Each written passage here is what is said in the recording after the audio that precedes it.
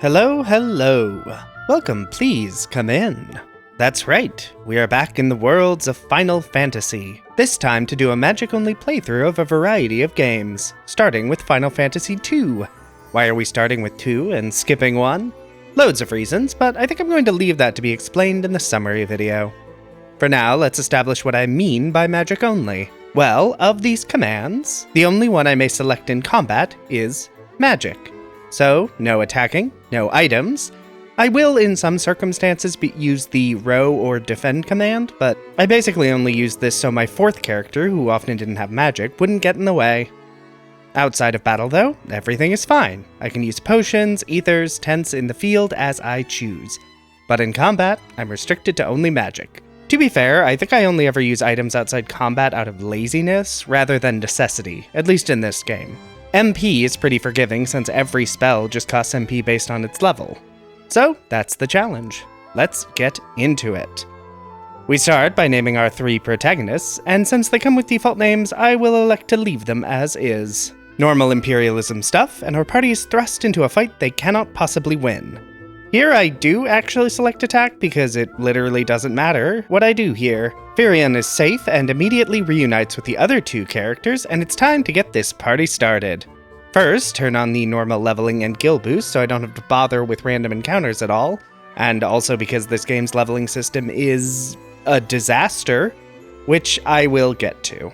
Party in control, I immediately make a beeline for the magic shop. Much like in other games, magic must be purchased. However, unlike other games, spells level up after being equipped by using them in combat.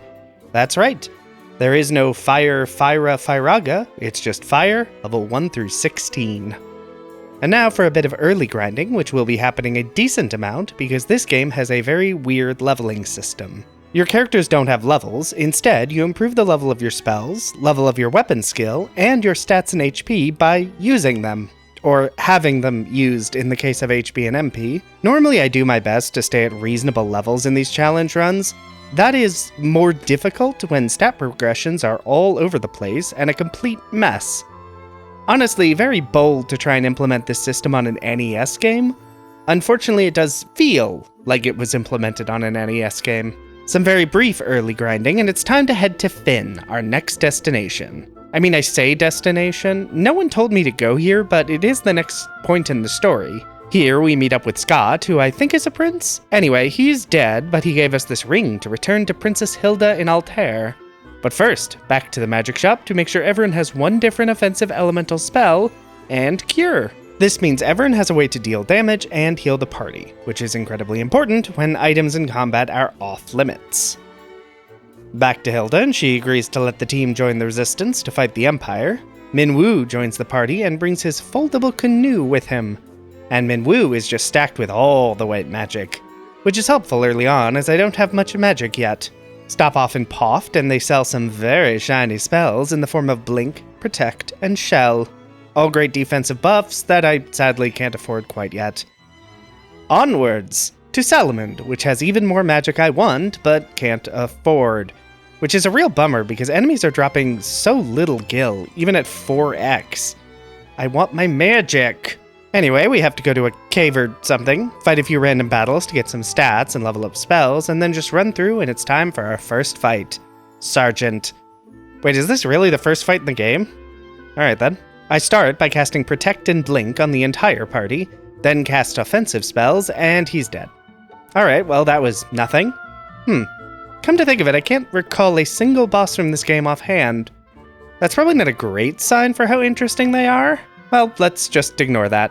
Head over to Puff's twin city of Paloom, and I can secure Shell and Blink, which combined with Protect from earlier means I have my full defensive spell suite. In that boring cave, I acquired Mithril, which I take to Altair's Smith, and now every shop sells Mithril weapons. I don't have any idea how 3 children can carry an army's worth of Mithril, but sure. Hilda informs us that the Empire is building a massive airship called the Dreadnought, so it's time to slowly walk to our next destination in the hopes of sabotaging its construction. This city has an enormous sewer system leading through a mountain to the Dreadnought construction site for some reason. Pick up the pass to access the Dreadnought later? Why does it have a ticket? It's a military vessel. Anyway, a bunch of towns got bombed and we need to do something about it. I start by wandering around Poft, then Paloom, then chat with Yosef and Salamand before heading back to Altair because I need to talk to the dying king before the quest will advance. And I apologize if the names in this are confusing. The game only has like 7 towns, but you visit all of them in the first 4 minutes of the game. And most of them don't really matter. Anyway, we need a goddess bell, which Yosef can help us get, so it's back to Salamand, but for real. He joins our party and gives us instructions to a snowcraft that can cross this inexplicably frozen portion of the map. I get into a few random encounters here, including against a bunch of bombs that goes poorly.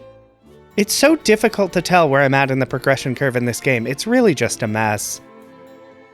Then into the beaver room, and Guy can speak beaver, and they guide us through. Okay, anyway, next boss time, Adamantoise.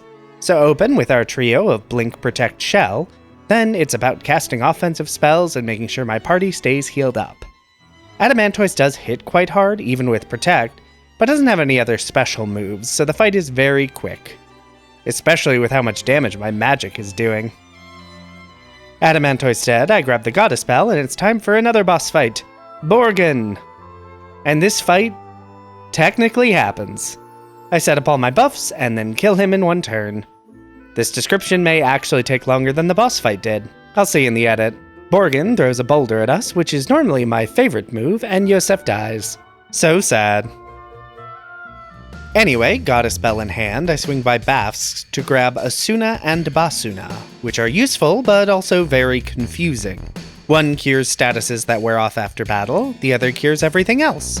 But they only cure a status if you get them to a high enough level, and I hope you have a chart handy, because the game absolutely does not provide any clarification. So everyone gets a copy of each, and I hope they are even a little useful.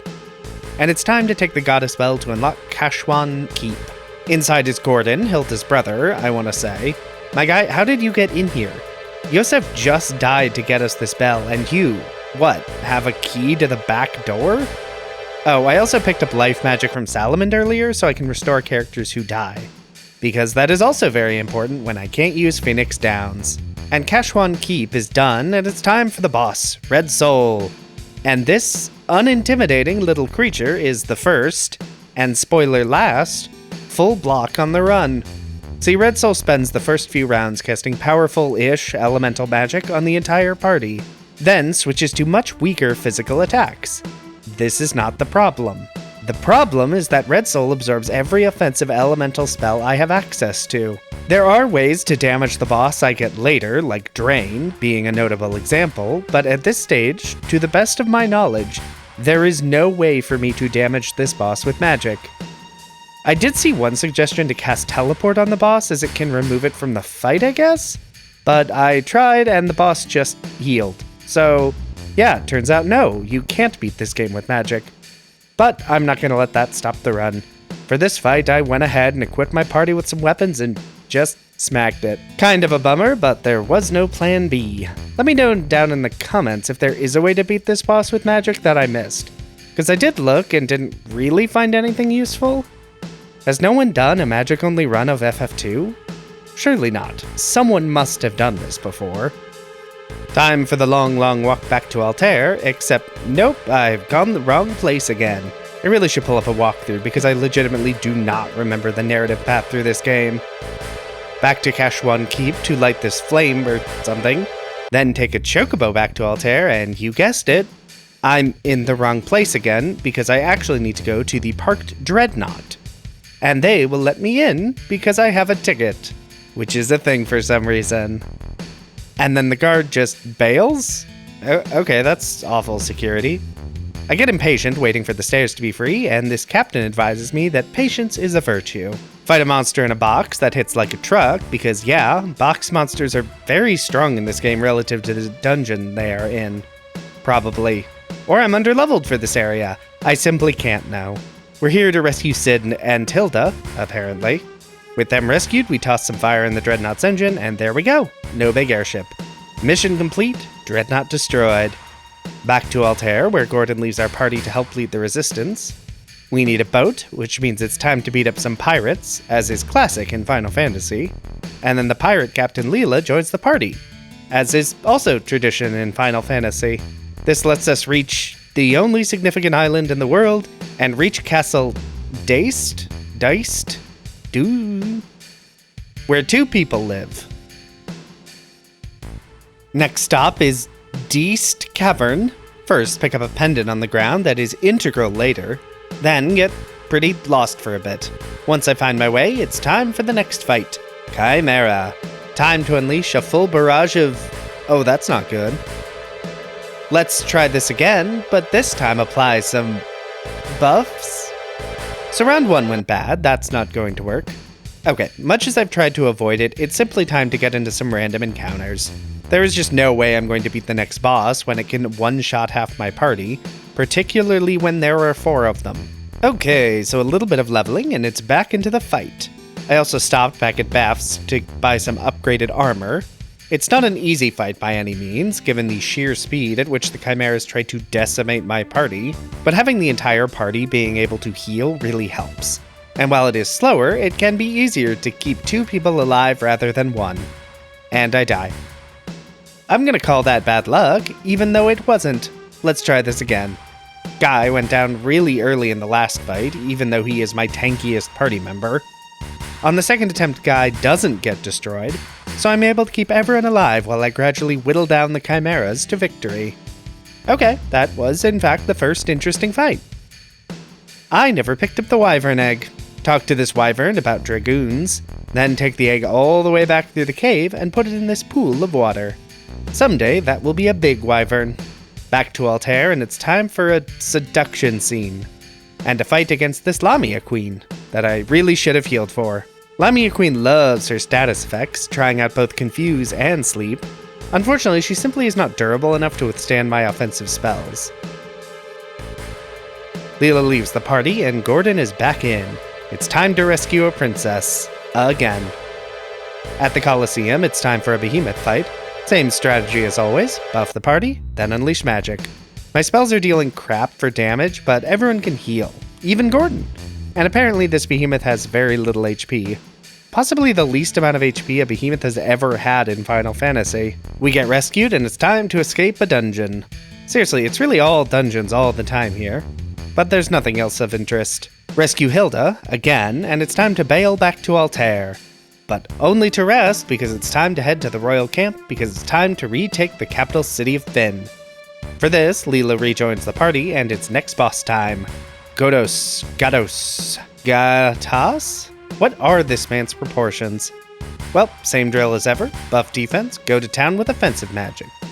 Gatos buffs himself, which is bad because he deals 1,000 damage to Maria, and I don't have to spell yet. But it turns out it's fine because Gatos has just no HP, I guess.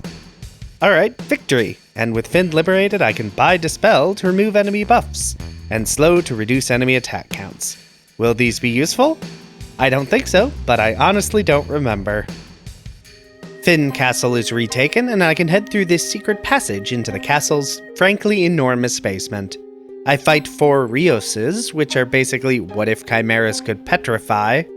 I tried this fight a few times before deciding, no, I don't actually want whatever's in this treasure chest. Seriously, enemies in FF2 really do deal just a lot of status effects. Down here, I find the White Mask, the first of 2 masks on my way to my next goal, whatever that is. But I now sail down to Mysidia, which has all the magic I could want. Or almost all. I pick up Wall and Barrier, more defensive buffs that do something, and Holy, so Maria has another offensive spell. Place the White Mask on this statue and it does something, and I head to the tropical island. I have been accumulating spells, but haven't really had any time to level them up as much as I'd like.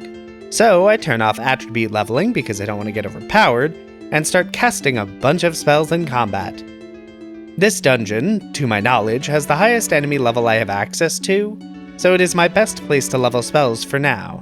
And thanks to 4x spell growth and auto battle, it's not too bad. Spell levels acquired, and it's back to Mysidia to heal, then back to the island actually to advance the plot.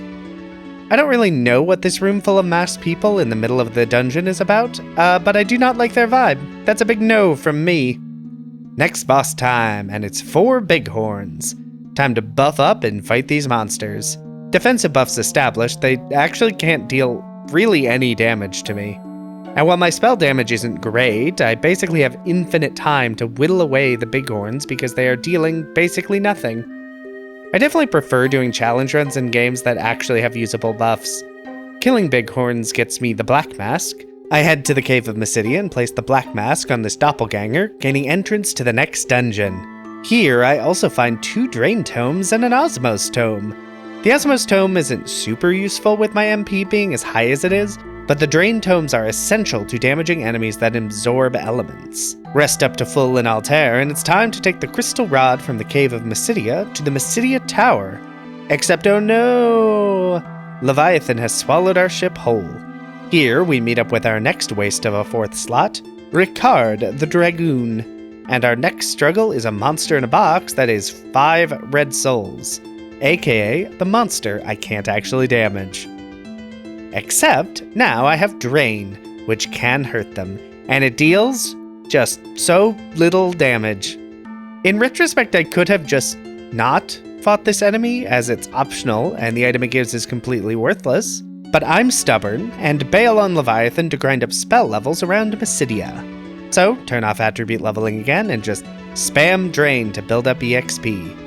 Which ends up being a bit of a pain because so many enemies here just love to inflict confuse on my party. Which doesn't kill me, but it does waste just so much time. Levels and Drain acquired, it's back into Leviathan. Ricard joins the party again, fight the red souls, but this time spam Drain to actually deal damage, and I regain a bit of pride by killing 5 copies of the boss that blocked the run earlier, and got a shield that is completely worthless. Now then, the actual boss, Roundworm. Time to buff up the party, but now I can add Wall and Barrier to the mix, which may or may not actually help. Even with my defensive buffs, this boss hits pretty hard, but it really only has basic physical attacks and my entire party has Cure, so it's not really that difficult. Leviathan escaped, I can unseal the Midian Tower. This dungeon is a 3-part dungeon with a few floors each dedicated to one particular element. First set of floors is fire, and the first boss is a fire Gigas. Time to buff the party with all the defenses, and then spam offensive spells. I'm initially spamming Holy with Maria because I want to get that leveled up, but all my damage is really bad. Once I'm sure I have enough Holy experience for it to level up, I unleash a single blizzard to end the fight. Time for the ice floors, which means it's time for an ice Gigas. Basically the same as before, throw out defenses, then spam spells. This fight is very brief. Next up is the open concept floor, I guess? Here to fight the Thunder Gigas. Same fight, but for a 3rd time. Defensive buffs, spam spells. This fight is a little more difficult because I can't hit the Gigas' weakness, whatever that is. And it crits and brings down Guy, but then refuses to double attack one target, so it's fine, I guess. I spend the rest of the fight spamming fire and holy while Guy swaps between missing with slow and healing the party.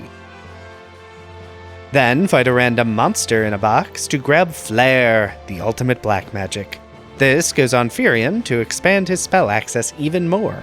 I'll need to get the spell leveled up before it actually deals any reasonable damage, but Furion is going to need all the random spell levels he can get. At the top of the tower, we meet up with Minwu, who also got into a locked place with no explanation.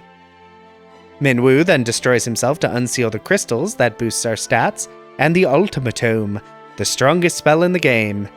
Except that it does come with some caveats. Ultima goes to Furion because Furion has the most spell levels, and that will be very important to its efficacy.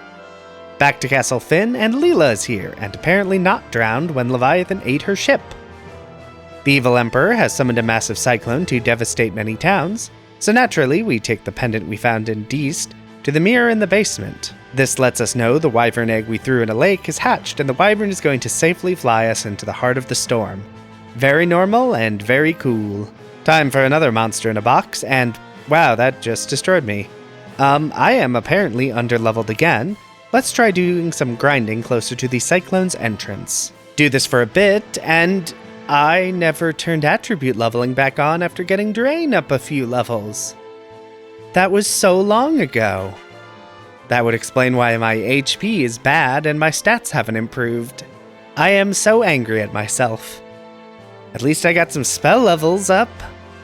Back to grinding, but this time with attribute leveling turned on. Levels gained and rested back up. Time to head back into the Cyclone. This time to actually make progress. This time the monster in a box goes better, in that I win after a long protracted battle. And I get trash. I am making sure to use Ultima in fights to boost its level. This will be my primary damaging tool very soon. And it's Emperor time. Except first, we have to fight some random guards. I'm really glad I leveled Asuna and Basuna because it means I can actually heal some statuses. And I still have to guess which spells to use. And now it's Emperor time, and his entourage. And because it's a boss, it's time to cast a slew of defensive buffs, and then start spamming offensive magics. The Emperor's lackeys go down very quickly, and the Emperor follows very shortly after. This isn't really a real fight, as we'll need to actually deal with the Emperor later. Our victory revelry is cut short as the Dark Knight has taken the Emperor's place, and we need to go deal with him now. First to Cid, who dies and gives us his airship, which is left in Poft. So time for a jaunt over there. Then fly over to Castle Palamecia to deal with the Dark Knight. And after getting bodied by another monster in a box, I have decided I'm not opening any more treasures. I have the best magic in the game. The chests cannot possibly have anything I actually want. They are a waste of my time. Anyway, we confront the Dark Knight, and oh no, the Emperor is too angry to die and has come back from hell. Rickard is dead, and Leon, from the beginning of the game, rejoins the party. It's like a villain turned hero redemption arc, but there isn't actually any arc involved. His plan just failed, and he's mopey about it. We're in the end game now. All that remains is the final stretch of the game. Leon is our final fourth party member. I do give him a couple spells in case they are useful. Dispel in case I can dispel the Emperor's buffs, and Toad in case things go real south and I really need to choose the best equipment in the game. Fortunately, Ultima has come online as my preeminent damage-dealing spell. For those not in the know, Ultima works differently than every other spell in the game. It ignores the caster's stats, dealing damage only based on the level of Ultima and the combined total of all the caster's spell and weapon levels. It also bypasses resistances and accuracy checks, allowing it to, theoretically, deal 9,999 damage. I really hope I don't need to go that far. Anyway, the Jade Passage is behind us, and it's time for Pandaemonium. Now, this part of a Final Fantasy game is normally a big boss rush, except this game really liked their monsters and boxes, so the final boss rush is actually fully optional, just don't open any chests. I do decide to take down Astaroth because he has a ribbon to block statuses on one character, which, considering how harmful status effects have been, should be quite useful. Astaroth is not even an interesting fight. I set out my defensive buffs and then just spam my best offensive spells. And with the only boss I want to fight here out of the way, it's time for the final boss against the Emperor. Say it with me, spam defensive buffs and start spamming spells. The Emperor does like to spam status effects, but most of them don't actually impact me. And while my damage isn't great, it is okay. I just set the game to auto battle, and why is Fury undead? Emperor's spells aren't even dealing that much damage. Even Starfall is basically nothing. Oh, I missed that he hit a physical attack for 3,000 damage, which also healed him. So that's a not great, considering Ultima is dealing somewhere between 500 and 800 damage. That means I need the Emperor to not physically attack for 4 turns minimum to keep pace with his healing. And that's not even talking about how I need to keep healing and reviving after each attack. So yeah, that's not great. I wasn't sure what to expect from the final boss, but it was not this. And yeah, I'm guessing he uses physical attacks more frequently at low HP counts, so it's even less likely he will not attack. So that's not really a workable plan. New strategy. Time to take advantage of the row system. See, in this game, characters in the back row cannot be targeted by physical attacks while someone is in the front row. Except apparently that does not hold true for the Emperor, who can punch wherever he wants. So that's not going to work. Okay, so I'm gonna drop back a floor and just do a bit of grinding while I try to come up with an actual plan. Because plans 1 through C have not worked, which is a bit of a problem, because I'm not actually under-leveled.